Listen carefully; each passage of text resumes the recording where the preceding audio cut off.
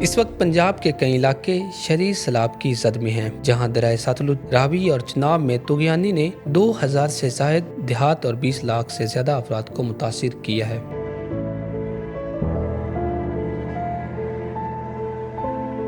इस सैलाब ने कहीं किसी की छत छीन ली तो कहीं किसी के जिंदगी भर के अरमान डबो दिए हैं। किसी की बेटी का जहेज पानी में बह गया तो किसी की सारी जमा पूंजी लम्हों में खत्म हो गई।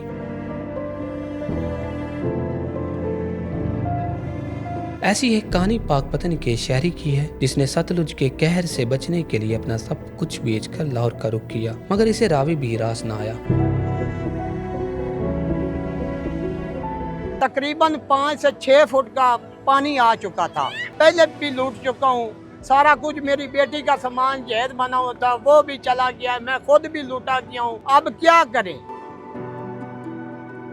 मैं खुद मर जाऊं या बच्चों को छोड़ दूं? मर सकते हैं और साढ़े पल्ले की है, ना कुछ पैसा है, ना टका है, ना कुछ जेब में है, मजदूरी के सिवा और करते क्या?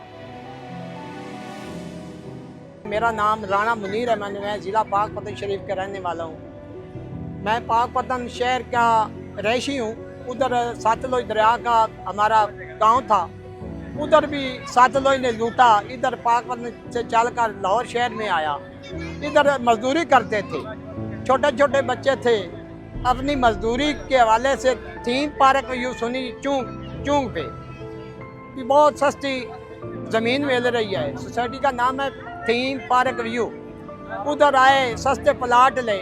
हमने जब उधर गए, मकान बनाए, घर बनाए। हाजी खुशी ने सारा कोई ले भी लिया और उन्होंने रजिस्ट्री नहीं दी मुझे। फाइलें बनाई हैं, फाइलें का कोई ऐसा इशू नहीं है भी वो हमारे नाम हो जाएगी। जब सारा कुछ लूटा गया, बच्ची का मैं जहेज भी बना लिया है, सब कुछ घर के अंदर था। जब पानी आया ना, आधा घंटा पहले ना इन्होंने कहा जी ऐलान कर दिया। रात का टाइम था, थोड़ा सा सामान निकाला। रात के टाइम ਅਸੀਂ ऊंची जगह पर आकर बैठ गए। ये ऐलान एक बार तो फिर किया जा रहा है, किसी कैंप के अंदर अगर कोई शुगर पेशेंट है तो उनके लिए भुने हुए चने मौजूद है, गुड़ भी मौजूद है, तो वो ले ले ताकि रात उनको कोई मसला ना हो। सुबह 8 बजे वापस फिर सामान लेके भी पानी का कोई इशू नहीं, वापस चले जाओ। जब बस वापस घर गए, सामान रख लिया, बच्चे अपने कामों पर निकल गए। मैं खुद भी काम पर चला गया, मजदूरी करता था ना। एक दिन मजदूरी नहीं करते तो बच्चे भूखे रह जाएंगे। मजदूरी पर चला गया। जब मजदूरी पर चला गया, काम लग गया। बाद में फोन आया, बेटों ने कहा भी पापा इधर तो पानी आ गया है। हम दौड़ते आए, लेकिन 2 का टाइम था सुबह का। मैं इधर जब पहुंचा तो मैं दौड़ता गया, कुछ सामान निकाला है। उन्होंने कहा पापा सामान तो कुछ भी नहीं निकला।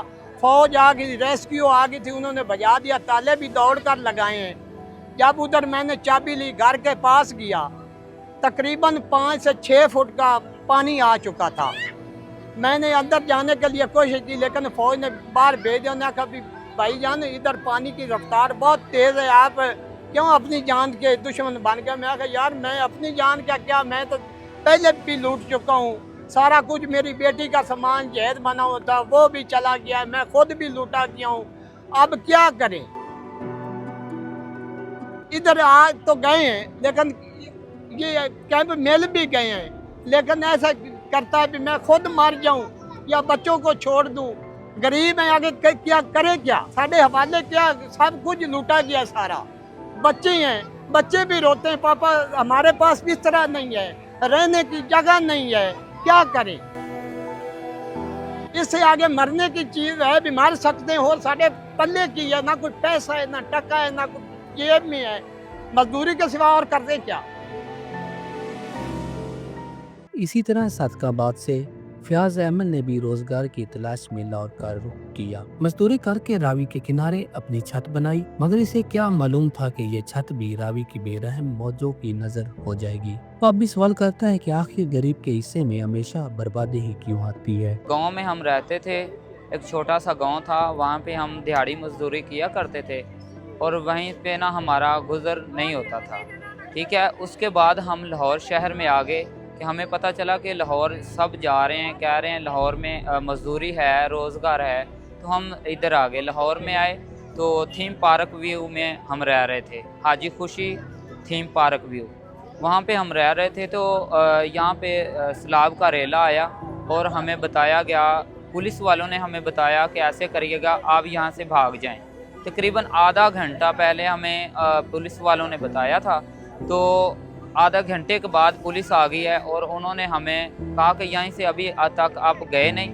हमने ताला वाला किसी को लगाया, किसी चीज़ को ना लगाया और हम भाग गए।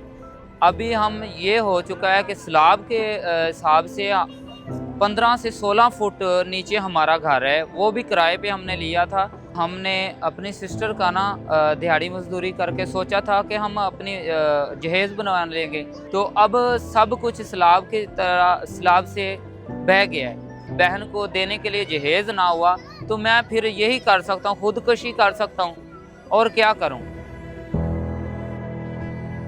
मेरे पास घर भी नहीं है, एक मरला ही, अगर एक मरला 2 मरला मुझे घर मिल जाए और मेरे सिस्टर के लिए जहेज़ मिल जाए तो इससे बड़ी खुशी मुझे कोई भी नहीं है। अल खिदमत वालों के पास आए थे, उन्होंने हमें टेंट दिए हैं, पानी दी है, खाने को दी है।